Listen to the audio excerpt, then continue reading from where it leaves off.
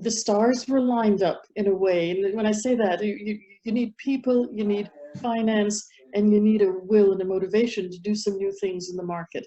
And this is the, early, so it's 18, 19 years ago, the early 2000s.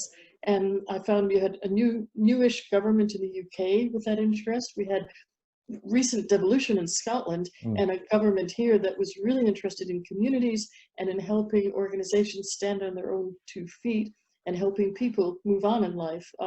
Came across somebody who's like me, a patron of Social Investment Scotland, Wendy Alexander. Yes. Yep. And she said, oh, the government had an idea about creating an entity that could invest in charities that provided this kind of community support.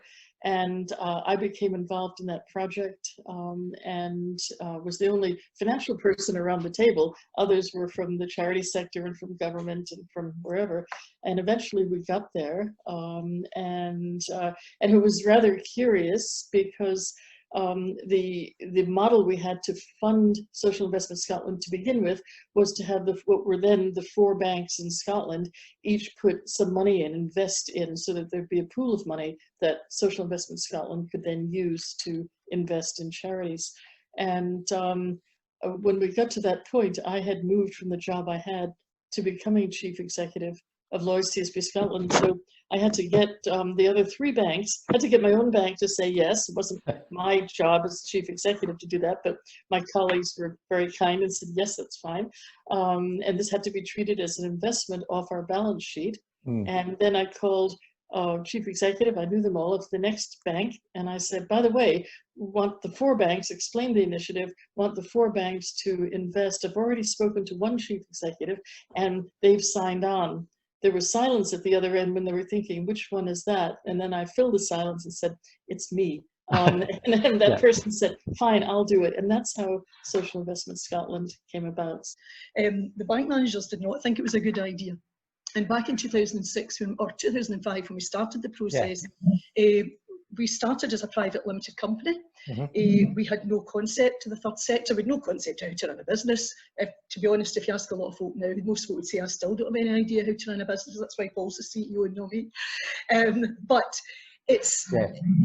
we didn't know. So you went pitching to the bank managers. Eventually we got the £250,000 loans. You had to remortgage the house. You had to sell pretty much everything you owned. But in a business context, why should you expect someone else to invest in it if you don't have skin in the game?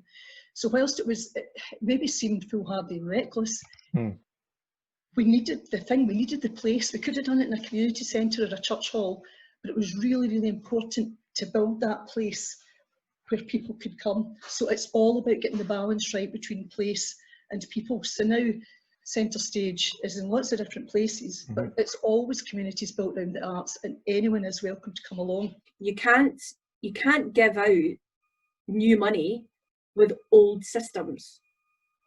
You just can't. We're in a different time. And I think one of the things, I mean, you guys at Social Investment Scotland are different insofar as the criteria model you have is based on the actual success, support and vision of the business. We need to invest. We need to invest in diversity readiness. We need to invest time and we need to invest money. We need to be aware that it might take a while, but it's worth it. And again, it comes back to how we value diversity, how we value the people that we want to bring into the organization. If we see it as valuable, we are able to invest. I think it is being open and building networks, being prepared to go outside your comfort zone and, to find others like you. And I think in this scale up journey, funding is always the central driver because you have to stay alive. And I think, you're always seeking, where are we going to be funded from, how we survive, who is around us. And I think building that team around you and funding is central to that, of good people with good networks, just means that you can really, broaden the people you can speak to and the options that are available to you, because it's not always the most obvious option that will really work. And Cis Ventures, you know, it's a good example, has added a completely new network for us in terms of, you know, really being able to dial up our social impact, but also, you know, people who really have helped drive our business. So I think it's just being open-minded, getting out there, and networking with people. People always say network, but it is true. You know, you really do need to, because, you know, it's too isolating just to run your own company in your own mind. So yeah, no, I think so. So social enterprise is another kind of enterprise which changes the balance, if you think of an old-fashioned scale, with, you know, the commercial and the social good and the social impact, and measures itself and often in its mission statement, so that it starts out that way in terms of the social impact that it has. At the end of the day, most businesses that I know take their custom from communities, from people, from businesses, and those need to be healthy. You know, they have to function in order for you to have the custom that you want. It's not just about playing war games in a closed room. It's actually about customers out there and needs out there in communities and society. And so I think that there is a place for social enterprise now, and there will continue to be. You know, what may change is how they're financed. Things may change because that's what happens at times of stress, such as the one that we're in now. But I don't think they will disappear, because I don't think they're an add-on. I think they have increasingly become more of a mainstream, wide choice, wide continuum of ways to support the economy and to support people. Criteria and funds are all often developed on past experiences, but we're in a space now where we're in new experiences. The past can tool you up, the past can give you foundation and give you all those excellent grounding, and you go, oh, I remember an example here, I remember an example there. Actually, you put all that together to say, what could the new stuff look like? So we operate as a social enterprise. I do business support for the creative industries. We work with art forms of any kind, so all 16 subsets of the creative sector. We work with business model of any kind. You can be a wholly commercial business and a social business and everybody else in between. And we're often described as doing too many things for too many people, but actually the traits of the entrepreneurs that we work with are the same, the behaviours are the same, the needs are the same, the criteria are the same. They don't need me to make judgment on that. They need me to listen and observe and be able to create the right questions that go around it.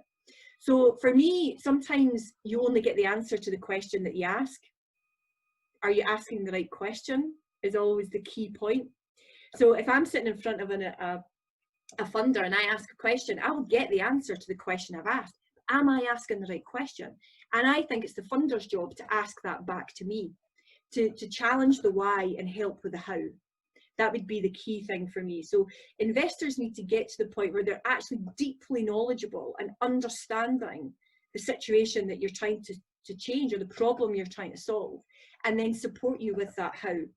Because the vision that people have in terms of business and what they want to achieve in projects, and the difference between an idea, a project and a business in the main, funders need to get their heads around all of that as well. But the vision and the way that people want to construct things, they need help with the leverage. It's almost like, you know, football, table football. We're all doing that. We're all kind of moving around and doing that. We're all kicking up the ball about, and if we're doing it well, we should all be kind of going backwards and forwards and nobody's scoring any goals because we're all doing this with each other. I think it's a bit like that, you know. We've got these incredible entrepreneurs and these incredible thinkers and people that get up and go, I want to make a difference. And as support agencies and funders and people that have the gift of being able to invest in that, we should be around that. We should be deeply knowledgeable about it, and we should be around it and helping it be manoeuvred in the right way possible. Because you get to the point, if there's things you can teach, we can all teach people how to do a VAT return. We can all teach people how to write a business plan.